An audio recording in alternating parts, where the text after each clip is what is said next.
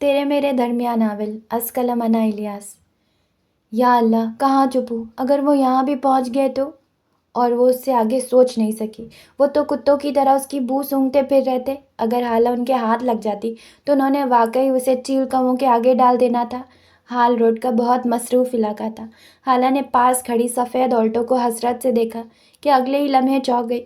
اسے اس کے لاکس کھلے نظر آئے۔ کیا قسمت ایسے بھی مہربان ہو سکتی ہے؟ اس کے وہم و گمان میں بھی نہیں تھا۔ اس نے ادھر ادھر دیکھتے جلدی سے دروازہ کھولا اور پچھلی سیٹوں کے بیچ خود کو چھپا کر اپنا کالا دوپٹہ ایسے اوڑھا کہ کارپیٹس کا ہی گمان ہوتا تھا۔ اے اللہ، میں آپ کا نام لے کر سب چھوڑ آئی ہوں۔ آپ نے اس کار کا لاک کھلا رکھ کر میرا اس بات پر ایمان پختہ کر دیا ہے کہ بے شک آپ سے بڑھ کر کوئی آپ کے بندے کی حفاظت نہیں کر سکتا۔ تو اے اللہ مجھے محفوظ ہاتھوں میں پہنچا دینا۔ حالہ نے آنکھیں بند کر کے بڑی شدت سے اللہ کو مخاطب کیا۔ ضامن کچھ خدا کا خوف کا یار، کسی دن تیری اس بھلکڑ نیچر کی وجہ سے تجھے اپنی گاڑی سے ہاتھ دھونے پڑ جائیں گے بیٹا۔ اسفند نے سفید آلٹو کی فرنٹ سیٹ کا ڈور کھولتے ہوئے ضامن کو لتاڑا۔ پتہ نہیں یار مجھے کیسے بھول گیا۔ ضامن نے حیرت سے یاد کرنے کی کوشش کی کہ وہ کار کا لاک لگانا کیوں بھول گیا تھا۔ ضامن اور اسفند ہال روڈ میں اپنا لیپ ٹاپ ٹھیک کروانے آئے تھے۔ آدھے گھنٹے کا کام تھا۔ جیسے ہی وہ واپس آئے تو گاڑی کا لاک کھلا دیکھ کر اسفند کا میٹر گھوم گیا۔ دل کرتا ہے پورا باداموں کا گودام تیرے نام کر دوں۔ تجھے سیکرٹ سروسز نے آخر کیسے لے لیا؟ میں آج تک اس بات پہ حیران ہوں۔ اللہ ہی پوچھے تجھے۔ اسفند کے تانے وہ ایک کان سے سن کر دوسرے کان سے نکال رہا تھا۔ اپنی جان لیوا مسکراہٹ سے مسکراتے ہوئے اس نے ایک ابرو اٹھا کر اسے دیکھا اور بے اختیار قہقہا بلند کیا۔ یہ بیویوں والے تانے دینے سے ذرا پرہیز کیا کرو۔ ضامن نے بمشکل اپنی مسکراہٹ روکتے ہوئے گمبھیر آواز میں کہا۔ 6 فٹ سے نکلتا قد، مضبوط چوڑے شانے، گھنے سیاہ بال، گہری پرسونچ آنکھیں، کھڑی ناک اور گندمی چمکدار رنگت جس کو پیور ایشین بیوٹی کہا جاتا تھا۔ کلین شیو جہاں سے گزرتا لڑکیوں کے دل دھڑکا جاتا۔ بقول اسفند کہ ہم اتنی توپ چیز ہیں نہیں جتنا سیکرٹ سروسز نے ہمیں بنا دیا ہے۔ ضامن اور اسفند چائلڈ بڈیز تھے۔ شروع سے آرمی جوائن کرنے کی خواہش تھی دونوں کی، جو وقت کے ساتھ ساتھ بدلی، اور دونوں نے آرمی کو جوائن کرنے کے ساتھ سیکرٹ سروسز کو بھی جوائن کیا، جس سے بہت کم لوگ واقف تھے۔ ویسے تو دونوں کی فیملیز اسلام آباد میں رہتی تھی، لیکن ان کی پوسٹنگ مختلف جگہ ہوتی تھی۔ آج کل لاہور میں بڑھتی ہوئی دہشت گردی کے باعث یہ دونوں جوہر ٹاؤن میں رینٹ پر فلیٹ لے کر رہ رہے تھے۔ حالہ دم سادے پچھلی سیٹوں کے درمیان لیٹی دونوں کی باتیں سن رہی تھی۔ سیکرٹ سروسز کے نام پر چونکی اور سوچا کہ اللہ نے صحیح ہاتھوں میں پہنچا دیا ہے، یہ یقیناً میری مدد کریں گے۔ جیسے ہی گاڑی فلیٹ کے بلڈنگ کے کمپاؤنڈ میں انٹری ہوئی، حالہ آہستہ سے اٹھنے لگی، مگر پھر بھی پیچھے والی سیٹس میں ارتعاش محسوس کر کے وہ دونوں چونکے اور ہاتھ پینٹ میں موجود موزر پر گئے۔ جیسے ہی حالہ کا سر ابھرا، تب تک ضامن گاڑی پارک کر چکا تھا۔ اس کے اٹھتے ہی دونوں نے برق رفتاری سے پیچھے مڑتے ہینڈز اپ کہا۔ حالہ اپنے اتنے قریب 2 گنز دیکھ کر بے اختیار چیخنے لگی۔ ایک کے بعد جب دوسری چیخ ماری تو ضامن نے جلدی سے آگے بڑھ کر ایک ہاتھ اس کے منہ پر جمایا، مگر موزر والا ہاتھ بدستور وہیں تھا۔ اپنے اتنے قریب موزر دیکھ کر حالہ کی آنکھیں دہشت سے پھٹنے کے قریب تھی۔ اگر ایک آواز بھی اور نکلی تو یہیں پر بھون کر رکھ دوں گا، انتہائی سخت لہجے میں کہتے ضامن نے اسے دھمکی دی۔ صبح سے وہ جس ذہنی اور جسمانی مشقت برداشت کر چکی تھی، اب اس دہشت انگیز منظر کو دیکھنے کی اس میں ہمت جواب دے گئی تھی۔ وہیں پر بڑھ گئی۔ What the hell! اٹھو، ڈرامے مت کرو، ادروائز تم مجھے جانتی نہیں، ضامن نے غصے سے اسے جھنجھوڑتے ہوئے کہا۔ اسفند نے بھی پیچھے ہوتے اس کی ڈھل کی کلائی پکڑ کر جو ہی نبض چیک کی تو وہ واقعی میں بہت مدھم چل رہی تھی۔ چھوڑ دے میرے بھائی، وہ واقعی بے ہوش ہو گئی ہے، اسفند نے اس کے بے ہوش ہونے کی تصدیق کرتے ہوئے کہا۔ دونوں سیدھے ہو کر اپنی سیٹس پر بیٹھے۔ اب اس بلا کا کیا کریں؟ ضامن نے کسی قدر جھنجھلاہٹ سے کہا۔ بلا تو واقعی ہے، اسفند نے شرارت سے حالہ کو دیکھتے ہوئے کہا۔ میں نے 1000 مرتبہ کہا ہے کہ جب میرے ساتھ ہو تو اپنی لڑکیوں سے متعلق چیپ سوچ اپنے پاس رکھا کرو۔ ضامن نے غصے سے اسے ڈانٹتے ہوئے جھاڑ پلائی۔ اتنی ٹینس سچویشن میں اسے اسفند کی یہ بات ایک آنکھ نہیں بھائی۔ اب کیا کریں؟ اس کا اگر کوئی کمپاؤنڈ میں آ گیا تو کیا ہوگا؟ ضامن نے پریشانی سے سوچتے ہوئے کہا۔ فوج اور انٹیلیجنس میں ہوتے ہوئے بے شمار ٹینس سچویشن سے وہ دونوں گزرے تھے، مگر یہاں بات ایک لڑکی کی تھی جس کے ساتھ ان کی موجودگی ہر طرح سے مشکوک ہو سکتی تھی۔ اس کا ایک ہی حل ہے کہ اس کو اٹھا کر پچھلے خفیہ راستے سے اپنے فلیٹ میں چلے، کیونکہ فرنٹ سے اس کو لے کر جانا ہماری پوزیشن کو آکورڈ کر دے گا۔ دماغ ٹھیک ہے تمہارا؟ سر کو اگر پتہ چل گیا نا تو بیٹا اس زمین اور آسمان میں ہم کہیں نظر نہیں آئیں گے۔ تم بیٹھ کر سر کی پرمیشن کا ویٹ کرو، میں جا رہا ہوں۔ ضامن کی بات پر اسفن غصے سے گاڑی سے نکلنے لگا۔ کیا ہو گیا ہے یار؟ اچھا چل، میں اسے اٹھاتا ہوں، تو پہلے نکل کر چیک کر، پچھلا راستہ کلیئر ہے تو میں اسے اٹھا کر آتا ہوں، مجھے مس بیل دے گا تو میں سمجھ جاؤں گا کہ سب سیٹ ہے۔ ضامن نے بالآخر اس کے آئیڈیا کو قبولیت بخشتے ہوئے کہا۔ اسفن لیپ ٹاپ ہاتھ میں لیے گاڑی سے نکل کر پچھلی سیڑھیوں کی طرف بڑھا، جو کہ ایمرجنسی کے لیے لوگوں کے لیے اپنے بچاؤ کا راستہ تھا۔ تھوڑی دیر بعد اسفن کی مسڈ کال آئی، جس کا مطلب تھا کہ ان کے فلیٹ تک کا راستہ کلیئر ہے۔ ضامن نے پھرتی سے حالہ کو کندھے پر ڈالا، گاڑی لاک کی اور پچھلے راستے کی جانب دبے قدموں سے بڑھنے لگا۔ فلیٹ میں داخل ہو کر اس نے ایک کمرے میں حالہ کو بیڈ پر لٹایا۔ یہ 2 کمروں کا فلی فرنشڈ اور لگژری فلیٹ تھا۔ انٹر ہوتے ہی ایک چھوٹا سا کوریڈور، جس کے اینڈ پر دائیں جانب 2 بیڈ روم، سامنے بڑا سا لاؤنج جس کے ساتھ امریکن سٹائل اوپن کچن اور اس کے ساتھ سٹور اور لانڈری تھی۔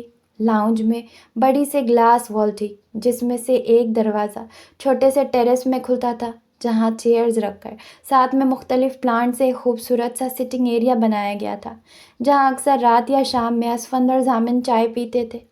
سمیہ کو کال کر کے ابھی اور اسی وقت آنے کا کہو۔ ضامن حالہ کو بیڈ پر لٹا کے باہر آتے ہی اسفند سے بولا۔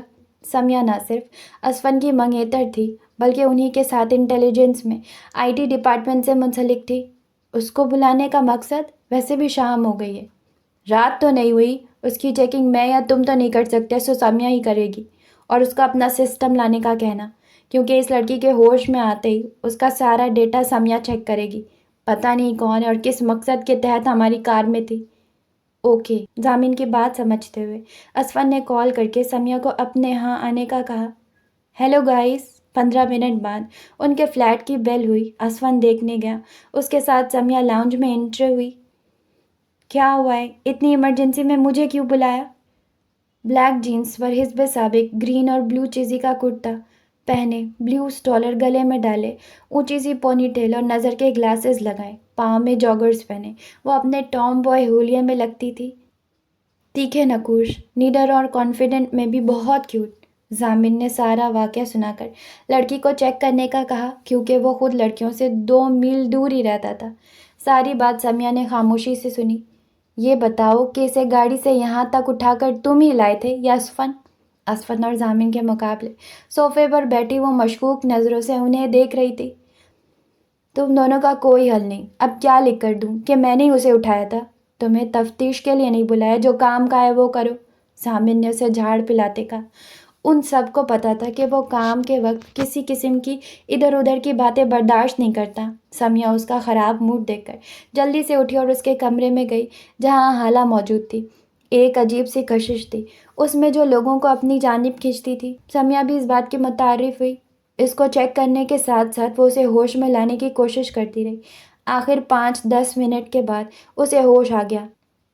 سمیہ کو اس کے پاس سے کوئی قابل قدر چیز نہیں ملی۔ آنکھیں کھولتے ہی جو چہرہ حالہ کو نظر آیا وہ اس کے لیے بالکل انجان تھا۔ کون ہو تم؟ حالہ ایک دم گھبرا کر اٹھی۔ سمیہ ایک دم پیچھے ہوئی۔ حالہ نے گھبرا کر چاروں جانب دیکھا۔ ڈیئر، یہ تو میں تم سے پوچھنے آئی ہوں کہ تم کون ہو؟ سمیہ نے دیوار کے پاس پڑی رائٹنگ ٹیبل کی کرسی پکڑ کے بیڈ کے قریب رکھتے ہوئے کہا۔ میں کہاں ہوں؟ میں کہاں ہوں؟ اس نے سمیہ کا سوال نظر انداز کرتے ہوئے ایک اور سوال کیا۔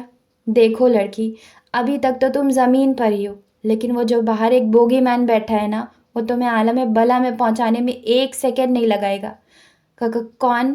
حالہ کی آنکھیں دہشت سے پھیل گئی۔ پہلا خیال یہی آیا کہ وہ ان لوگوں کے ہتھے چڑھ گئی ہے۔ اسے بھول گیا تھا کہ اس نے کسی گاڑی میں پناہ لی تھی۔ میڈم وہی جس کی گاڑی میں تم نے پناہ لی تھی؟ سمیہ کے کہنے پر اس کے دماغ میں بے ہوش ہونے سے پہلے کہ سب منظر سپارک ہوئے۔ اوہ، میں کیسے بھول گئی کہ اللہ نے مجھے بچانے کے لیے ایک راہ نکالی تھی۔ خود سے مخاطب ہوتے اس نے سوچا۔ شکر۔ بے اختیار مسکراتے اس نے دل پر ہاتھ رکھ کر بلند آواز میں کہا۔ کیا مطلب؟ سمیہ، جو اس کی مسکراہٹ سے ابھی صحیح سے متاثر بھی نہیں ہو پائی تھی، کسی قدر تعجب سے بولی۔ اس شکر کا مقصد، ابھی اس کا جملہ بھی پورا نہیں ہوا تھا کہ دروازے پر دستک ہوئی۔ سمیہ نے اٹھ کر دروازہ کھولا۔ کیا ہے؟ وہ پہلے ہی انہیں مشکوک سمجھ رہی تھی اور اب حالانکہ شکر کرنے والی بات سن کر اور بھی کنفیوزڈ ہو گئی تھی۔ ضامن پوچھ رہا ہے کہ کچھ بتایا اس لڑکی نے؟ میری تو بچپن کی رشتہ دار ہے نا، جو ملتے ہی میرے گلے لگ کر سب بتا دے گی۔ سمیہ نے اپنا غصہ اسفن پر نکالا۔ میرا کیا قصور ہے یار؟ اچھا اس کو لے کر باہر آؤ، اس نے مڑتے ہوئے کہا۔ چلو تمہاری پیشی آ گئی ہے۔ سمیہ نے اسے اٹھنے اور اپنے پیچھے آنے کا کہا۔ حالہ کو اب تسلی ہو گئی کہ وہ محفوظ ہاتھوں میں ہے۔ سمیہ کے پیچھے چلتے ہوئے وہ سب الفاظ ترتیب دے رہی تھی جو یقیناً اسے اس شخص کے سامنے کہنے تھے جس کے جارحانہ تیور سے وہ بے ہوش ہوئی تھی۔ لاؤنج میں آ کر سمیہ اس کے سامنے سے ہٹی اور پھر ضامن اور حالہ آمنے سامنے تھے۔ ضامن کھڑا ہو کر اس کے سامنے آیا اور جانچتی ہوئی نظروں سے اسے دیکھا۔ حالہ کو اپنا اعتماد برقرار رکھنا دنیا کا سب سے مشکل کام لگ رہا تھا۔ کیا نام ہے تمہارا؟ کون ہو؟ کہاں سے آئی ہو؟ اور ہماری ہی گاڑی میں کیوں بیٹھی؟ الف سے یا تک شروع ہو جاؤ، اور اگر ایک لفظ بھی غلط ہوا تو میں یہ نہیں دیکھتا کہ مجرم مرد ہے یا عورت، ایک جیسا سلوک کرتا ہوں۔ ضامن کے خشک اور بے لچک لہجے نے اس کے حواس سلب ضرور کیے۔ سمیہ سب نوٹ کرو اور اسی وقت اس کا سارا بایو ڈاٹا نکالو۔ اسفند اسے بتا چکا تھا کہ لڑکی کے پاس سے کچھ نہیں نکلا۔ میرا نام حالہ سرفراز ہے، پیرنٹس کا بچپن میں انتقال ہو گیا۔ SOS ولیج میں کون مجھے چھوڑ گیا میں نہیں جانتی۔ انہوں نے مجھے پڑھایا، پنجاب یونیورسٹی سے مس کام میں ماسٹرز کر کے ایک اخبار میں رپورٹر ہوں۔ اقبال ٹاؤن میں ایک کرائے کے فلیٹ میں رہتی ہوں۔ پچھلے دنوں رحمان شاہ کے بارے میں کچھ چیزیں میرے ہاتھ لگیں اور وہ میں نے شائع کروا دیں۔ اسے میرا سچ ہضم نہیں ہوا۔ اس نے مجھے کہا کہ میں باقاعدہ پریس کانفرنس میں اسے معافی مانگ کر کہوں کہ میں نے اس کے بارے میں غلط خبر دی تھی۔ وہ اس ماڈل گرل کے قتل کے کیس میں ملوث نہیں۔ جب میں نہیں مانی تو پہلے اس نے مجھے جاب سے نکلوایا اور پھر میرے فلیٹ پر بھی دھمکانے آیا، اور پھر حد یہ کی کہ میرے پیچھے اس دن گنڈے پڑوا کر مجھے کڈنیپ کرنے کی کوشش کی۔ اللہ نے میری جان بچانی تھی جو آپ کی کار انلاک تھی، اور پھر اب میں یہاں ہوں۔ اس کے چپ کرتے ہی وہ تینوں جیسے ہوش میں آئے۔ وہ کیا سمجھے تھے اور اصل میں وہ لڑکی کیا نکلی؟ رحمان شاہ اور ایک مشہور ماڈل گرل کا واقعہ گزرے اتنے دن نہیں ہوئے تھے۔ ان کو بھی اطلاع ملی تھی کہ رحمان شاہ نے ہی اس ماڈل گرل کو قتل کروایا ہے، جس کی لاش اس کے اپنے فلیٹ سے ملی تھی، مگر انہیں ثبوت نہیں ملے تھے۔ سمیہ سرچ ایچ اینڈ ایوری تھنگ۔ ضامن نے حالہ کو بیٹھنے کا اشارہ کرتے ہوئے سمیہ سے کہا اور خود کافی بنانے چلا گیا۔ آدھے گھنٹے میں سمیہ نے اس کا سارا ڈیٹا چیک کر کے ضامن کو چیک کروایا، مگر جس ایک حقیقت نے اسے چونکایا وہ اس کے فادر کی ISI اسسٹنٹ ڈائریکٹر کی ڈیزگنیشن تھی۔ تمہارے فادر ISI میں تھے؟ ضامن نے صوفے میں بیٹھے گود میں پڑے لیپ ٹاپ سے نظر ہٹا کر کہا۔ جی، مختصر جواب دے کر حالہ خاموش ہو گئی۔ اب تم کیا چاہتی ہو؟ کہاں جانا ہے؟ اسفند نے اس سے سوال کیا۔ آئی نو یہ مشکل ہوگا، مگر مجھے یہ اندازہ ہو گیا کہ آپ لوگ سیکرٹ سروسز میں ہیں اور آپ کی جاب کا مقصد ہی بے قصور کو بچانا ہے۔ میں نہ صرف بے قصور ہوں بلکہ اکیلی بھی ہوں۔ مجھے آپ کی ہیلپ چاہیے۔ میں کچھ عرصہ روپوش رہنا چاہتی ہوں اور آپ کے پاس میں سب سے زیادہ محفوظ رہوں گی۔ اس کی فرمائش نے ان سب کو مخسمے میں ڈالا۔ بی بی، یہاں میں اور اسفند دو لڑکے ہی رہتے ہیں۔ یہ تو ابھی چلی جائے گی، آگے تم خود بہتر سوچ سکتی ہو۔ ضامن کی بات پر ایک مسکراہٹ حالہ کے ہونٹوں تک آئی۔ جو لوگ اپنے قوم کی ماؤں بیٹیوں کی عزت کی خاطر اپنی جان تک کی پرواہ نہیں کرتے، ان کی شرافت پر تو میں کوئی کوشچن مارک لگا ہی نہیں سکتی۔ اس کی بات پر ان تینوں نے ایک دوسرے کی طرف دیکھا، کیونکہ اس لڑکی کی سچائی نے انہیں قائل تو کر لیا تھا۔ کتنی دیر تک؟ ضامن نے پوچھا۔ جب تک اللہ میرا ٹھکانہ کہیں اور نہ کر دیتا۔ یہ سب اتنا آسان نہیں ہے۔ ہم یہاں اس بلڈنگ میں اکیلے نہیں رہتے۔ لوگوں کو پتہ چل گیا تو ابھی تو صرف تم بے گھر ہو، پھر ہم سب ہو جائیں گے، ضامن نے جھنجھلاتے ہوئے کہا۔ وہ تو کسی لڑکی کو ویسے ہی برداشت نہیں کر سکتا تھا۔ سمیہ تو اسفند کی طرح اس کی بچپن کی دوست اور بہن بنی ہوئی تھی۔ ضامن، آج کی تو رات گزارو، صبح سر سے مشورہ کریں گے۔ آئی ایم شیور وہ بہترین سلوشن بتائیں گے۔ سمیہ کے کہنے پر وہ دونوں متفق ہوئے۔ ٹھیک ہے۔ ضامن کے مان جانے پر تینوں نے سکھ کا سانس لیا۔ سمیہ کچھ دیر بعد اپنے گھر کی طرف نکلی۔ حالہ سے اتنی دیر میں اچھی گپ شپ ہو گئی تھی۔ ضامن اور اسفن نے اسے اسی کمرے میں ٹھہرنے کا کہا جہاں اسے بے ہوش حالت میں لا کر لٹایا تھا۔ دونوں بیڈ رومز کے ساتھ اٹیچڈ باتھ تھے، اس لیے انہیں کوئی ایشو نہیں تھا۔ رات میں آنے والے حالت کا سوچتے، کب اس کی آنکھ لگی وہ نہیں جانتی تھی۔ اگلے دن صبح اس کی فجر کے ٹائم پر آنکھ کھلی، وضو کر کے جائے نماز ڈھونڈی جو کہ پاس ہی رائٹنگ ٹیبل کے نیچے والے خانے میں اسے پڑی نظر آئی۔ نماز پڑھ کر وہ کشمکش میں تھی کہ یہیں بیٹھے یا باہر جائے۔ باہر سے کھٹر پٹر کی آواز آئی تو وہ دل میں ہمت مجتمع کرتی دروازہ کھول کر باہر نکل آئی۔ ضامن ٹریک سوٹ پہنے جوسر میں جوس بنا رہا تھا۔ دروازے کی آواز پر مڑ کر دیکھا اور پھر بے تاثر چہرے کے ساتھ دوبارہ اپنے کام میں مصروف ہو گیا۔ کھڑوس کہیں کا۔ حالانکہ اس سے اتنی بے مروتی کی امید نہیں تھی، اور اب اس نے سوچ لیا تھا کہ اس سے کوئی امید بھی نہیں رکھنی۔ وہ صوفے پر خاموشی سے آ کر بیٹھ گئی کہ ضامن گلاس میں جوس لیے اپنی طرف آتا دکھائی دیا۔ اب اتنا بھی بے مروت نہیں، اس نے خود کو تسلی دی، مگر جیسے ہی اسے اپنے مقابل صوفے پر بیٹھ کر گٹاگٹ جوس چڑھاتے دیکھا، اپنی خوش فہمی پر لعنت بھیجی۔ یہاں جتنے بھی دن رہنا اپنی خدمت آپ کو خود کرنی ہے۔ ٹرے میں کھانا سجا کر کوئی آپ کو پیش نہیں کرے گا، اور نہ ہی آپ ہماری مہمان ہیں۔ کچن سامنے، خود اٹھیں اور خود بنائیں۔ گلاس خالی کر کے اٹھتے ہوئے وہ اچھی طرح اس کو خوش فہمی کی دنیا سے باہر نکال لایا۔ گلاس کچن کاؤنٹر پر رکھ کر غالباً وہ جاگنگ کے لیے چلا گیا تھا۔ مرتے کیا نہ کرتے، وہ اٹھی اور اپنے لیے ناشتہ بنایا۔ یہ کیا ان کا احسان کم تھا کہ انہوں نے اسے یہاں رہنے دیا تھا؟ دماغ سے منفی سوچوں کو جھٹکتے وہ ناشتہ بنانے لگی، پھر کچھ سوچتے ان دونوں کے لیے بھی آملیٹ بنا دیا۔ فروزن پراٹھے پڑے ہوئے تھے، اس کا مطلب ہے صبح پراٹھے کھاتے ہیں۔ سوچتے ہوئے اس نے پراٹھے بھی گرم کیے۔ ابھی وہ یہ سب کر کے جوس کے برتن دھو کر فارغ ہوئی تھی کہ وہ دونوں واپس آ گئے۔ اسفن ضامن سے پہلے جاگنگ کے لیے چلا گیا تھا۔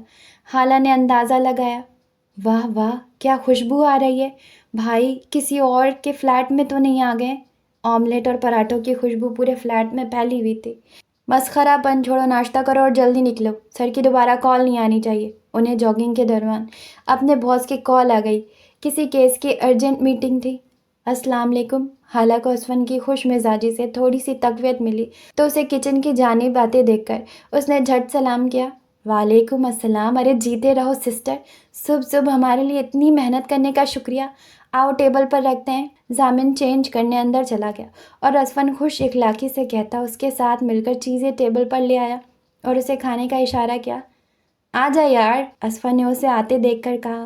نو تھینک یو، اب تم بھی جلدی کرو، ضامن بے مروتی سے کہتا کچن کی جانب چلا گیا اور سیب نکال کر کھانے لگا۔ حالانکہ ضامن خود پراٹھے لاتا تھا اور شوق سے بھی کھاتا تھا۔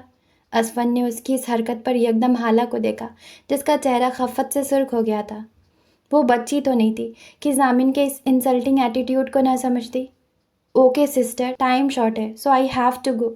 اتنے مزیدار ناشتے کے لیے تھینک یو۔ اسفن نے ضامن کے رویے کی تلخی کو کم کرنے کی کوشش کی۔ پلیزر بھائی، خالہ نے بھی اسے مسکراتے ہوئے جواب دیا۔ ضامن نے بڑے غور سے بھائی بہن کی محبت کا یہ نظارہ دیکھا۔ سسٹر، ہم باہر سے لاک کر کے جا رہے ہیں کیونکہ آپ کی یہاں موجودگی کو ہم ڈسکلوز نہیں کرنا چاہتے ابھی۔ دوپہر میں سمیہ آپ کے پاس آ جائے گی، اس کے پاس یہاں کے ڈپلیکیٹ چابی ہیں، لینڈ لائن ہے لیکن آپ نے اٹینڈ نہیں کرنا۔ کوئی ایشو ہو تو مجھے یا ضامن کو کال کر لینا ہے، یہ ہمارے نمبرز ہیں۔ نکلنے سے پہلے اسفند اس کے قریب آیا جو صوفے پر بیٹھی تھی۔ اسے آتا دیکھ کر اٹھ کھڑی ہوئی۔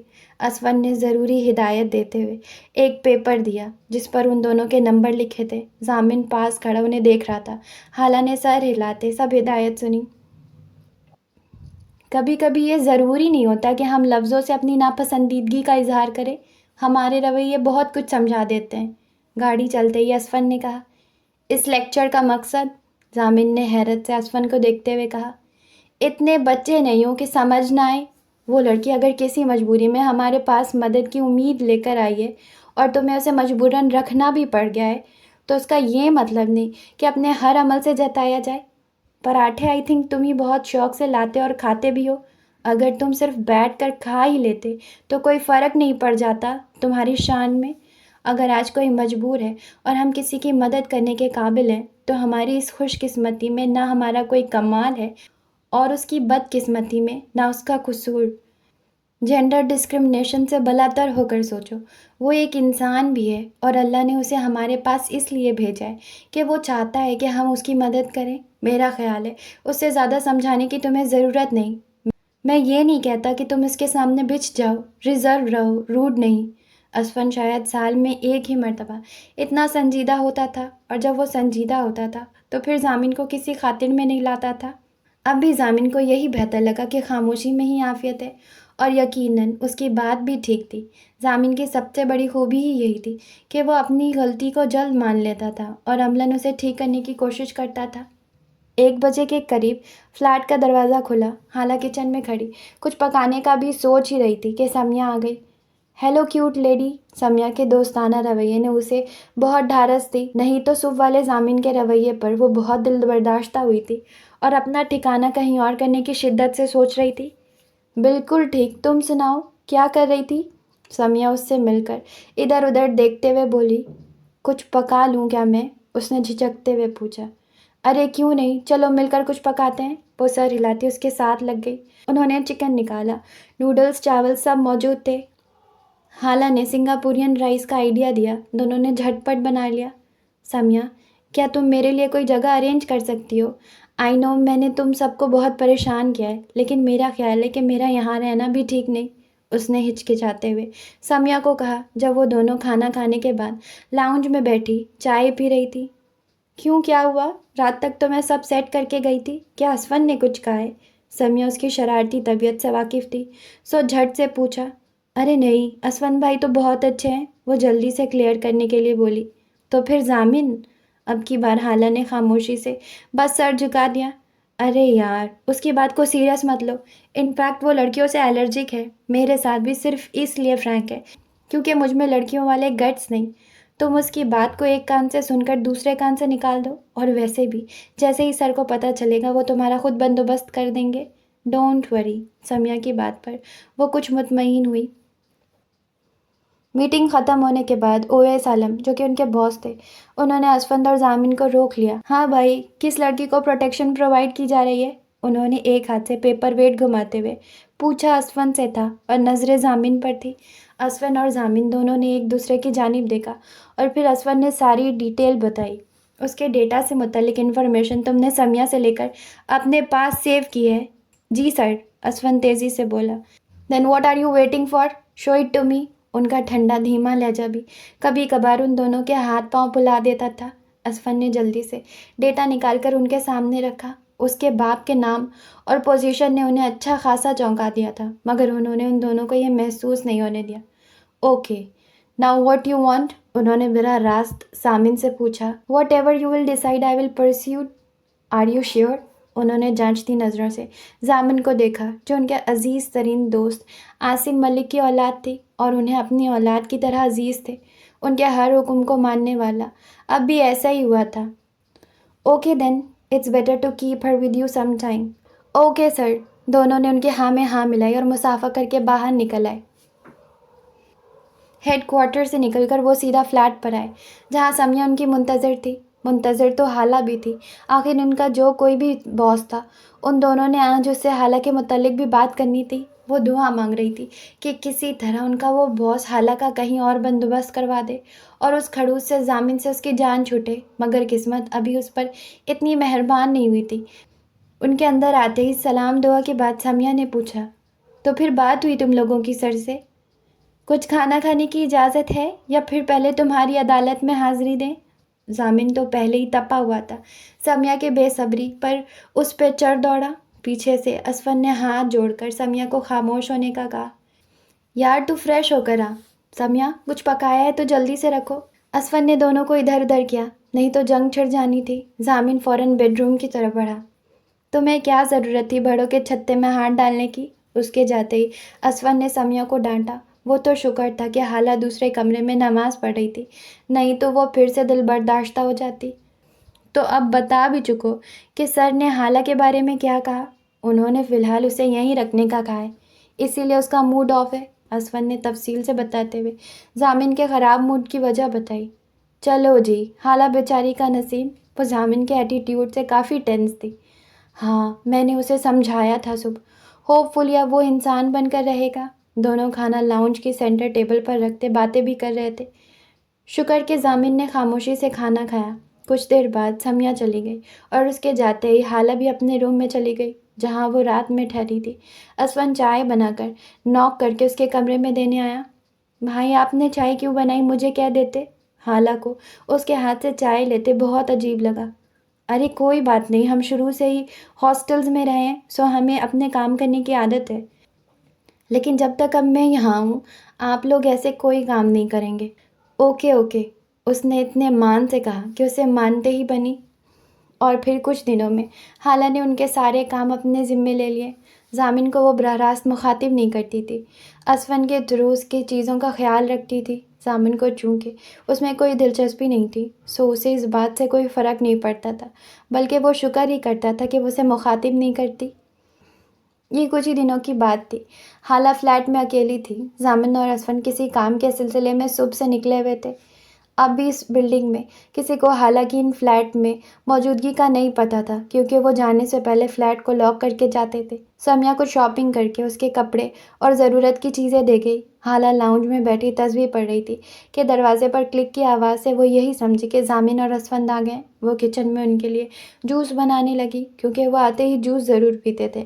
جیسے ہی قدموں کی آواز آگے آئی تو کسی کے بولنے کی آواز بھی آئی، جیسے کوئی فون پر بات کر رہا ہو، مگر یہ آواز حالہ کے لیے اجنبی تھی۔ اس کے ہاتھ جوسر پر ڈھیلے ہو گئے اور آنے والا موبائل بند کر کے اب لاؤنج میں اپنا بیگ سائڈ پر رکھ کر مڑ کر صوفے پر بیٹھنے لگا۔ اس کی نظر سیدھی کچن میں پریشان کھڑی حالہ پر پڑی۔ وہ جو بھی تھے انہیں بزرگ نہیں کہا جا سکتا تھا۔ ضامن جتنا ہی قد کاٹ، کن پٹیوں کے بال سفید تھے، ان کی جتنی بھی عمر تھی حالہ کو وہ 40s کے ہی لگے۔ وہ بھی اس فلیٹ میں ایک لڑکی کو دیکھ کر حالہ سے بھی کہیں زیادہ حیران ہوئے تھے۔ کیا انہوں نے کام والی رکھ لی ہے؟ مگر پھر خیال آیا کہ کام والی نہ تو جینز پہنتی ہے اور نہ ہی اتنی صاف ستھری اور خوبصورت ہوتی ہے۔ وہ وہاں بیٹھنے کی بجائے کچن کے پاس آئے اور ماتھے پر تیوری لا کر اسے دیکھا۔ کون ہو تم؟ اور ان دو لڑکوں کے فلیٹ میں کیا کر رہی ہو؟ بارواب شخصیت کے ساتھ ان کی آواز بھی انہی کی طرح بارواب تھی۔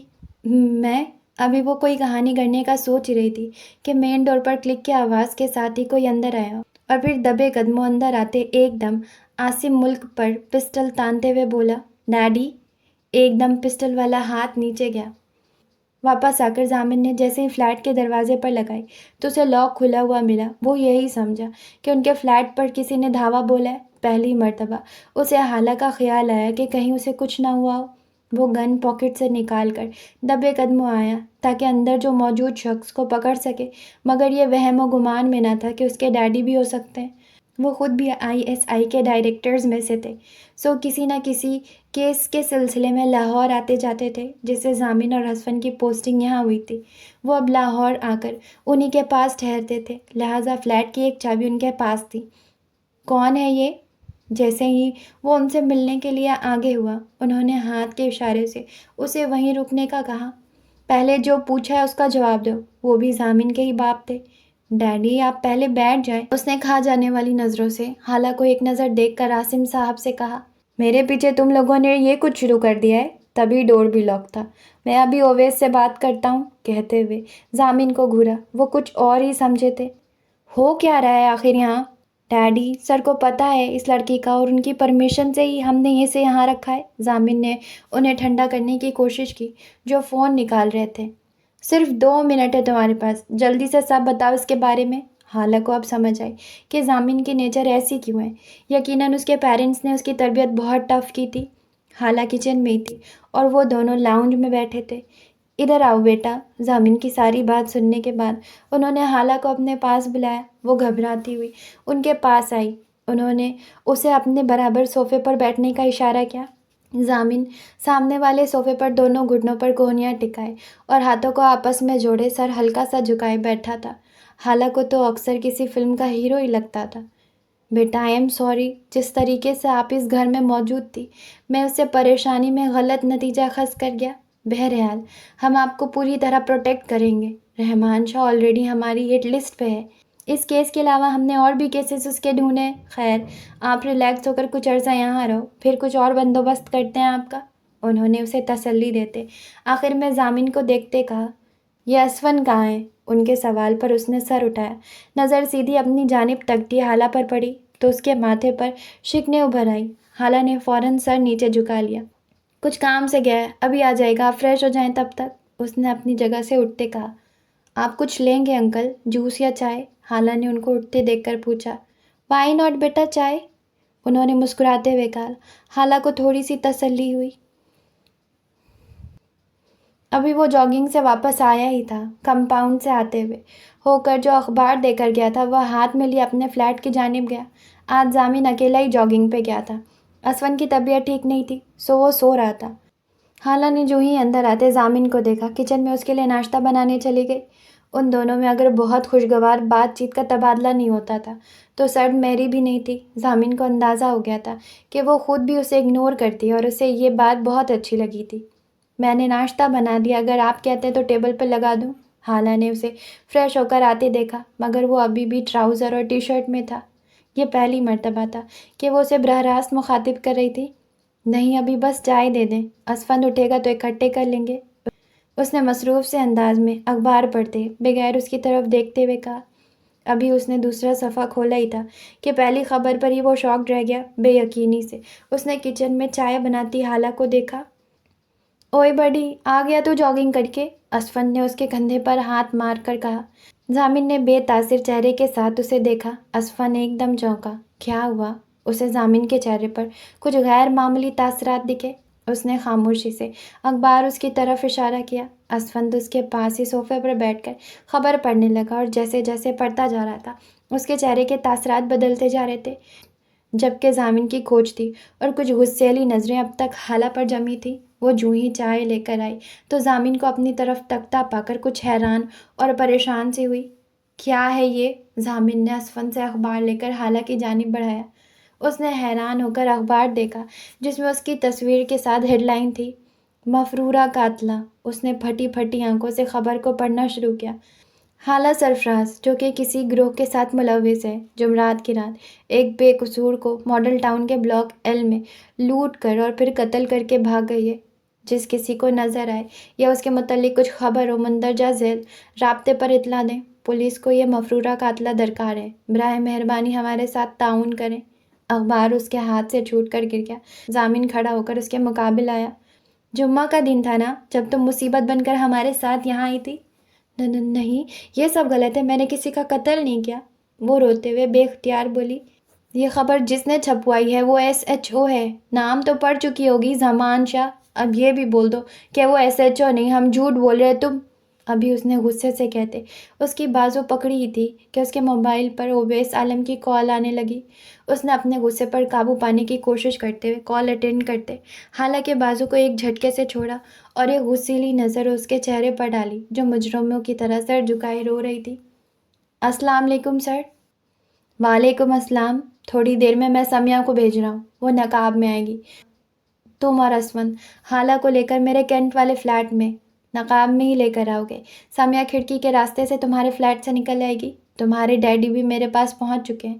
تمہارا اور حالہ کا میرے فلیٹ پر نکاح ہوگا، پھر وہ نقاب میں تمہارے ڈیڈی کے ساتھ تمہارے فلیٹ پر واپس آئے گی۔ ان کے آخری جملے سن کر اس کا دماغ بھگ سے اڑ گیا۔ ہولڈ آن سر، یہ کیا کہا ہے آپ نے؟ اس نے بے یقینی سے پوچھا کہ شاید وہ جلدی میں کچھ غلط کہہ گئے۔ اونچا سننے لگ گئے ہو کیا؟ تمہیں پتہ ہے کہ میں اپنی بات دہراتا نہیں، لیکن تمہارے متوقع ہونے والی نکاح کی خوشی میں بتا دیتا ہوں کہ تمہارا اور حالہ کا نکاح ہونے جا رہا ہے کچھ دیر بعد۔ Any objection? انہوں نے ٹھنڈے اور سرد لہجے میں کہا۔ جی بالکل سر، بہت سارے آبجیکشنز ہیں۔ وہ موبائل سنتا اپنے روم میں آ گیا۔ آئی گیو اے ڈیم، میں نے کبھی تمہارے باپ کی نہیں سنی، تم کیا چیز ہو؟ وہ میرے ڈیڈی ہیں، یہ میں ہوں۔ ضامن ان سے کافی فرینک تھا، سو کبھی کبھی تو ان کے ساتھ دوستوں کی طرح بات کرتا تھا۔ سر یہ کوئی ٹافی دینے کی بات نہیں ہے، اور نہ میں اتنا بچہ ہوں۔ آج کا اخبار آپ نے شاید پڑھا نہیں، محترمہ آدھی مجرم اور قاتلہ بھی ہیں۔ اب میں ان اخبار والوں کی باتوں پہ اپنے فیصلے کروں گا، اور ہم جانتے تھے کیا خبر آنے والی ہے، اس لیے یہی فیصلہ کیا ہے۔ سر مجھے یقین نہیں آ رہا کہ اتنا کچھ جاننے کے بعد بھی آپ مجھ سے یہ کہہ رہے ہیں، اور مجھے یقین نہیں آ رہا ہے کہ تم مجھ سے آرگیو کر رہے ہو۔ مگر سر، وہ بیچارگی سے بولا۔ ضامن انف، ان کی دہاڑ پر وہ ہکا بکا رہ گیا۔ تم یہ نہیں کر سکتے تو ٹھیک ہے، اسفند تو ہے نا؟ سر، اس نے بے یقینی سے ان کی بات سنی۔ جب تک سمیہ نہیں آتی تم اچھی طرح سوچ لو اور فون حالہ کو دو، اس نے لب بھیجتے ان کی بات سنی، پھر باہر آ کر کھا جانے والی نظروں سے حالہ کو دیکھ کر فون اس کی جانب بڑھایا۔ اس نے حیران ہوتے ہاتھ بڑھا کر پکڑا اور دوسری جانب کی بات سنتے دوسرے کمرے میں چلی گئی۔ کیا ہوا ہے یار، کس کی کال تھی؟ میں تو چکرا گیا ہوں۔ اسفند ابھی تک بے یقینی کی کیفیت میں تھا۔ بیٹا ابھی تو یہ کچھ بھی نہیں، نیکسٹ مشن کے لیے تیار ہو جاؤ، اینڈ آئی بیٹ اگر تمہارے 14 طبق روشن نہ ہوئے تو میرا نام بدل دینا۔ کیا مطلب؟ اسفند نے تعجب سے پوچھا، اور پھر جو کچھ ضامن نے بتایا اس سے اس کے 14 کیا 14,000 طبق روشن ہو گئے۔ ہاؤ از دیٹ پاسبل یار؟ اسفند کے پریشان آواز پر وہ صرف تلخ مسکراہٹ ہی دکھا سکا۔ آپ کا موبائل۔ ایک ہاتھ اس کی آنکھوں کے آگے آیا، اس نے جھپٹنے والے انداز میں اس سے موبائل لیا اور جو ہی غصیلی نظر اس کی جانب کی تو اس کی بھیگی روئی روئی پلکیں دیکھ کر اس کا میٹر پھر سے گھوم گیا۔ یہ ڈرامے کس بات کے کر رہی ہو؟ تمہیں تو خوش ہونا چاہیے، یہی گھٹیا مشن لے کر آئی تھی نا؟ اور کتنے چہرے ہیں تمہارے؟ ہٹ وہ سب بھی دکھا دو۔ کس مظلومیت کا رونا رویا ہے تم نے؟ میرے فادر اور باس دونوں کو بیوقوف بنا لیا ہے۔ وہ دانت پیستے ہوئے اس کے مقابل کھڑا اسے پوری طرح سچ اگلوانے کے موڈ میں تھا۔ میں آپ کے منہ نہیں لگنا چاہتی۔ وہ کسی بھی لڑائی سے بچنے کے لیے اتنا کہہ کر اندر کمرے کی جانب مڑنے لگی کہ کلائی ضامن کے ہاتھ میں آ گئی۔ سمجھا کیا ہوا ہے تم نے خود کو؟ میں ایسے لہجے برداشت نہیں کرتا۔ ضامن نے اس کے بازو کو جھٹکا دیتے اس کا رخ اپنی جانب کیا۔ مجھے بھی کوئی شوق نہیں ہے آپ جیسے کھڑوس سے تعلق جوڑنے کا، اور میں کیا ہوں اور میری اصلیت کیا ہے یہ بھی کچھ دیر میں آپ کو واضح ہو جائے گی۔ وہ غصے سے اپنا بازو چھڑاتی اندر جا کر دروازہ بند کر گئی۔ یہ ضامن کے پاس تو جیسے الفاظ ہی ختم ہو گئے تھے، کسی لڑکی کی ہمت نہیں ہوئی تھی کہ اسے اس طرح بات کرتی۔ ابھی وہ اور اسفند اس حیرانی سے نہیں نکلے تھے کہ سمیہ آ گئی، اور پھر انہوں نے ویسے ہی کیا جیسے اویس عالم نے انہیں حکم دیا تھا۔ بیچے ہونٹوں کے ساتھ گاڑی چلاتے وہ انتہائی سنجیدہ حتیٰ خاموش تھا۔ جیسے ہی وہ اویس عالم کے فلیٹ پر پہنچے اسے اپنے تاثرات صحیح کرنے پڑے۔ جو بھی تھا بہرحال وہ اویس عالم کے کسی بھی فیصلے کے سرتابی کا سوچ بھی نہیں سکتا تھا۔ ایک عجیب سا لگاؤ تھا اسے ان سے۔ فلیٹ میں انٹر ہوتے اسے عاصم ملک اور اویس شاہ کے کچھ اور دوست نظر آئے، ساتھ میں مولوی بھی تھے، یعنی اب کہیں بچاؤ کی صورت نہیں تھی۔ ہاں تو کیا فیصلہ ہے تمہارا؟ حالہ کو لیے جب اویس عالم دوسرے کمرے میں گئے تو اپنے پیچھے اسے بھی آنے کا اشارہ کیا۔ میں نے کبھی بھی آپ کے کسی فیصلے کی مخالفت نہیں کی، مگر کیا میرا یہ جاننا حق نہیں بنتا کہ جو لڑکی میری بیوی بننے والی ہے اس کا انفیکٹ بیک گراؤنڈ کیا ہے؟ وہ لڑکی جو صبح تک ایک قاتلہ کے روپ میں میرے سامنے تھی، اچانک اس میں ایسے کون سے سرخاب کے پر نکل آئے کہ آپ اور ڈیڈی اسے میری تحویل میں دینے پر بضد ہے؟ الجھے لہجے میں اپنی بات کہتا وہ انہیں ہمیشہ سے بہت زیادہ پیارا لگا۔ پومک کے ٹریک سوٹ میں وہ اپنی مردانہ وجاہت کے ساتھ وہ اور بھی ڈیشنگ لگ رہا تھا۔ یقیناً یہ سب تمہارا حق ہے۔ کیا تمہارے خیال میں ایک لڑکی کے اس انفارمیشن سے مطمئن ہو جاتا جو تم لوگوں نے مجھے پرووائڈ کی تھی؟ بیٹا میں تمہارا استاد ہوں، سو یہ سمجھ لو جو انفو تم لوگوں نے پرووائڈ کی تھی وہ سب کا ایک چھوٹا سا حصہ تھی جو بعد میں نے اپنے ریسورسز سے حاصل کیے۔ وہ غلط نہیں تھا جو حالہ نے تمہیں بتایا، مگر جو کچھ مجھے پتہ چلا ہے اس سے کہیں زیادہ ہے، مگر وہ میں تمہیں ابھی نہیں بتا سکتا۔ ہمارے پاس ٹائم اتنا نہیں، بس یہ سمجھ لو کہ یہ قاتلہ نہیں ہے۔ اور کیا اگر میں تمہیں اپنی بیٹی سے نکاح کے لیے کہتا تو کیا تم تب بھی سوچنے کا وقت لیتے؟ Of course not. ان کی اتنی بڑی بات کے بعد اب شک کی گنجائش نہیں تھی کہ حالہ بہرحال بے قصور ہی ہے۔ تو پھر یہی سمجھو کہ میں تمہارا نکاح اپنی بیٹی کے ساتھ کروا رہا ہوں۔ حالہ جو کہ برقع اتار چکی تھی وہ نظریں نیچے کیے ان کی باتیں سن رہی تھی۔ اویس عالم نے اسے محبت سے اپنے ساتھ لگاتے ہوئے کہا۔ ضامن نے ایک نظر اس کی آنسو برساتی نظروں کو دیکھ کر کہا، مجھے منظور ہے، میں مطمئن ہو گیا ہوں، مگر الجھن ابھی بھی برقرار ہے کہ میرے ہونے والی کا بیک گراؤنڈ کیا ہے۔ تصحیح کر لو، بیوی نہیں ہونے والی منکوہا۔ کیا مطلب؟ اس نے الجھ کر انہیں دیکھا۔ ابھی صرف نکاح ہو رہا ہے، اس کی رخصتی نہیں، رہے گی وہ تمہارے ہی فلیٹ میں لیکن تمہاری منکوہا کے روپ میں۔ اتنی آسانی سے میں اپنی پیاری بیٹی کو تمہارے حوالے نہیں کر سکتا جس کے ساتھ صرف نکاح پر ہی جرح ختم نہیں ہو رہی۔ یہ زیادتی ہے سر، ابھی تو گھنٹہ بھی نہیں ہوا آپ کو اپنی عزیز جان بیٹی سے ملے کہ آپ نے پارٹی بدل لی ہے۔ اس نے ان کی طوطا چشمی پر اعتراض کیا۔ انہوں نے ہنستے ہوئے اسے گلے سے لگایا۔ اگر تم ہمارے عزیز ترین دوست کے بیٹے ہو تو حالہ بھی ہماری ایک بہت عزیز دوست کی بیٹی ہے، اور ہماری ایک بہت درینہ خواہش پوری ہونے جا رہی ہے۔ ایسے حالات کا تو سوچا نہیں تھا، مگر اس کے کندھوں پر ہاتھ جمائے انہوں نے اسے ایک اور حقیقت بتاتے ہوئے مزید الجھایا۔ بیٹا تم ادھر ہی بیٹھو، ابھی سمیہ بیٹی آ رہی ہے۔ انہوں نے حیران ضامن کے کندھوں سے ہاتھ ہٹاتے حالہ کو مخاطب کیا اور ضامن کو لیے باہر چلے گئے۔ کبھی سوچا نہیں تھا کہ تیرے نکاح کا فنکشن میں ٹریک سوٹ میں اٹینڈ کروں گا۔ اسفن کی شرارتی انداز پر ہلکی سی مسکراہٹ اس کے چہرے پر آ کر ختم ہو گئی۔ نکاح کے پیپر سائن کرتے نہ جانے کیسے بہت سا اطمینان اس کے اندر آیا، یہ وہ بھی جانتا تھا۔ ارے نوشین میاں کے چہرے پر تو آج مسکراہٹ بھی آئی ہے۔ Shut up! اسفن کے چہکنے پر وہ بمشکل اپنی مسکراہٹ روک سکا اور مصنوعی خفگی سے اسے دیکھا۔ سب کے چلے جانے کے بعد اب صرف فلیٹ میں اویس عالم، عاصم ملک، ضامن، اسفن، حالہ اور سمیہ رہ گئے تھے، جس کے آتے ہی انہوں نے نکاح شروع کیا تھا۔ اسفن جاؤ، حالہ اور سمیہ کو باہر آنے کا کہو۔ عاصم صاحب کے کہنے پر وہ اس کے کمرے کی جانب بڑھا جہاں وہ دونوں بیٹھی ہوئی تھی۔ حالہ اور سمیہ جیسے ہی لاؤنج میں آئیں، ضامن نے پہلی مرتبہ اسے غور سے دیکھا۔ گندمی صاف رنگت، 5 فٹ 8 انچ قد، نازک سا سراپا، سیدھے گھنے لیئرز میں کٹے بال جس کی کچھ لٹیاں اب بھی اس کے چہرے پر تھی، روشن چمکدار ایک عزم لیے آنکھیں جو مقابل پر اٹھی تو انہیں ایک بار کے بعد دوسری مرتبہ دیکھنے پر ضرور مجبور کر دیں۔ اس وقت وہ لیمن کلر کی شرٹ میں گرین کلر کا دوپٹہ لیے اور ساتھ میں بلیک جینز پہنے ہوئے تھی۔ دونوں اتنے غیر معمولی حلیے میں تھے کہ شاید ہی کبھی کوئی دلہن جینز کی پینٹ اور لان کے شرٹ میں، کوئی دولہا ٹریک سوٹ میں اپنے نکاح کا فنکشن اٹینڈ کر رہا ہو۔ ضامن خود پر حیران تھا کہ وہ کیوں اس کو اتنے غور سے دیکھ رہا ہے۔ صوفے پر عاصم صاحب کے ساتھ بیٹھنے سے پہلے اس کی نظر سامنے اٹھی تو ضامن کو دیکھا، جو دائیں ہاتھ کی مٹھی کو ہونٹوں اور تھوڑی پر رکھے بڑے غور سے اسے دیکھ رہا تھا۔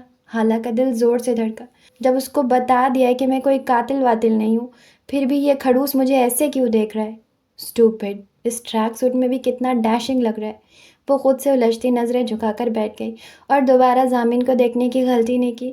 لوگ نکاح کے چھہارے کھاتے ہیں اور ہم تمہارے نکاح کا ناشتہ کھا رہے ہیں۔ بھائی تیرا ہر کام ہی نرالا ہے۔ اسفن ناشتے کے لیے چیزیں لاتا ہوا بولا۔ شروع کرو بچوں۔ اویس ملک کے کہنے پر سب نے اپنی اپنی پسند کی چیزیں لینا شروع کی۔ بریڈ، آملیٹ، جیم، بٹر سب موجود تھا۔ حالہ نے جیسے ہی جیم لینے کے لیے بوتل کو پکڑا، ضامن نے بھی اسی لمحے اسفن کی کسی بات پر اسے جواب دیتے ہاتھ بڑھایا اور بوتل کی جگہ حالہ کا ہاتھ اس کے ہاتھ میں آیا۔ گو کہ اس نے ایک دم ہاتھ پیچھے کر لیا اور حالہ نے بھی خفت زدہ ہوتے ہاتھ پیچھے کر لی، مگر اسفن کو جو کھانسی سٹارٹ ہوئی تھی تو پھر ضامن کا ایک ہاتھ کمر پر کھا کر ہی ختم ہوئی۔ ضامن، میں جانتا ہوں کہ تم اس سب معاملے کو لے کر بہت کنفیوزڈ ہو، سو میں تمہیں کچھ حقیقتیں بتانا چاہتا ہوں۔ ناشتے کے بعد اویس عالم نے ضامن کے کنفیوژن کو ختم کرنے کا سوچا۔ میں، عاصم اور سرفراز تینوں بیسٹ فرینڈ تھے۔ تینوں کا پیشن بھی ایک جیسا تھا، سو ہم تینوں نے سیکریٹ سروسز جوائن کی اور خوش قسمتی سے ہم تینوں سلیکٹ بھی ہو گئے۔ انہی دنوں ہمیں رحمان شاہ کے متعلق کچھ کیسز بھی پتہ چلے جو کہ سرفراز کا سوتیلا بھائی بھی تھا، مگر بہت چھوٹے سے ان کا ملنا جلنا بند تھا۔ وہ بہت سے ملک دشمن عناصر کے ساتھ بھی کام کرتا تھا۔ ہم تینوں اپنی اپنی جگہ اس کے خلاف ثبوت اکٹھے کر رہے تھے اور وہ سب ثبوت ہم سرفراز کے پاس ہی محفوظ کرواتے تھے۔ نہ جانے اس شر پسند انسان کو کہاں سے شک ہو گیا سرفراز پر کہ پہلے اس نے ان کے گھر آنا جانا بحال کیا، حالانکہ سرفراز اتنے اچھے طریقے سے اس سے ملتا نہیں تھا۔ حالہ تب بہت چھوٹی تھی، شاید 4 سال کی۔ ایک دن بھابھی اور سرفراز کسی شادی سے آ رہے تھے کہ اس نے رستے میں آئل ٹینکر کو اس طریقے سے کھڑا کروایا کہ دونوں کا تصادم ہوا اور وہ دونوں موقع پر ہی جاں بحق ہو گئے۔ ہم یہی سمجھتے رہے کہ حالہ بھی ان کے ساتھ ہی تھی، مگر اللہ نے اس کی جان بچانی تھی، سو سرفراز کا ایک خاص آدمی تھا، تنویر، جس کو ہمارے علاوہ کوئی نہیں جانتا تھا۔ حالہ اس رات اسی کے پاس تھی۔ رحمان بھی یہی سمجھتا تھا کہ حالہ بھی انہی کے ساتھ زندہ نہیں، مگر وہی بندہ حالہ کو ایسو ایس چھوڑ کر گیا اور اب وہ رحمان کے خاص بندوں میں سے ہے، کیونکہ وہ سرفراز کا بدلہ لینا چاہتا ہے۔ گندگی کو ختم کرنے کے لیے اس میں اترنا پڑتا ہے۔ تنویر نے بھی بہت سال لگا کر اب رحمان کا اعتماد اس حد تک جیت لیا ہے کہ وہ بغیر کچھ سوچے اور دیکھے اس کی ہر بات مانتا ہے۔ جب تم نے مجھے حالہ کا بتایا اور میں نے اور عاصم نے اس کی انفارمیشن پڑھی تو ہم تبھی جان گئے تھے کہ یہ ہمارے درینہ دوست کی بیٹی ہے۔ اس کے پھول کو اب ہم کسی صورت آندھیوں کے حوالے نہیں کر سکتے تھے، لہٰذا مجھے اس کے لیے تم لوگوں کے فلیٹ سے سیف جگہ کوئی نہیں لگی۔ اویس عالم نے یہ سب بتاتے روتی ہوئی حالہ کو دیکھا، جس کو اب عاصم ملک اپنے ساتھ لگائے بیٹھے تھے۔ مجھے تنویر کا پتہ چلا، میں نے بہت خفیہ طریقوں سے اسے کانٹیکٹ کیا ہے، حالہ کے بارے میں انفارمیشن لیتے ہوئے۔ اس نے ساری بات ہمیں بتائی ہے، اور یہ بھی کہ رحمان نے حالہ کو اٹھوا لیا تھا، اسی لیے کہ حالہ نے اس کے خلاف جو رپورٹنگ کی تھی۔ وہاں بھی تنویر نے اسے نکلنے میں مدد کی۔ جس رات کو اشتہار بنا کر اس کے SHO بیٹے نے حالہ کے خلاف اخبار میں آج قاتلہ کا کیس چھپوایا، انفیکٹ اس نے اپنے ایک کارندے کو غلط نیت سے حالہ کے کمرے میں بھیجا تھا، جس جگہ حالہ کو اس نے کڈنیپ کروا کر رکھا تھا۔ وہاں کا ہولڈ تنویر کے پاس تھا۔ اس نے حالہ کو اپنی حفاظت کے لیے ایک خنجر دیا تھا، سو حالہ نے اس کے ذریعہ اپنی طرف سے اسے زخمی کیا، مگر قسمت سے وہ اس کی ایسی وین پر لگا جس کے ڈیمیج ہوتے ہی وہ موقع پر مر گیا، اور حالہ وہاں کی کھڑکی کی توڑ کر بھاگ کھڑی ہوئی، اور صبح تک تم لوگوں کی گاڑی میں اس نے پناہ لی۔ میں چونکہ اس کیس کے سلسلے میں وزیرستان جا رہا ہوں اور کچھ پتہ نہیں کہ کب تک آتا ہوں، لہٰذا میں نے اور عاصم نے یہ طے کیا ہے کہ جانے سے پہلے حالہ کو کوئی بہتر انتظام کر جاؤں۔ کوئی پتہ نہیں، جو لوگ اس حد تک جا سکتے ہیں وہ کل کو تمہارے فلیٹ پر بھی پہنچ سکتے ہیں، سو ہمارے پاس کوئی ایسا ویلڈ ثبوت ہو حالہ کو ان سے بچانے کا، بس یہی وجہ تھی۔ اس دنیا کی کوئی عدالت ہمیں جھٹلا نہ سکے۔ انہوں نے بتاتے ہوئے ہر وہ گرہ کھولی جو ضامن کو الجھائی ہوئی تھی۔ ضامن کو اگر یہ سب جاننے کے بعد حالہ سے محبت نہیں ہوئی تھی تو ناپسندیدگی بھی نہیں رہی۔ تو یہ تھا ہمارا پہلا پارٹ، اور ہم ملیں گے نیکسٹ پارٹ میں، جو کہ ہوپ فلی ہمارا لاسٹ پارٹ ہوگا۔ اور جانے سے پہلے چینل کو سبسکرائب کریں، کمنٹ سیکشن میں اپنے خیالات کا اظہار کریں۔ پھر ملتا ہے نیکسٹ پارٹ میں۔ Okay, ta-ta, bye.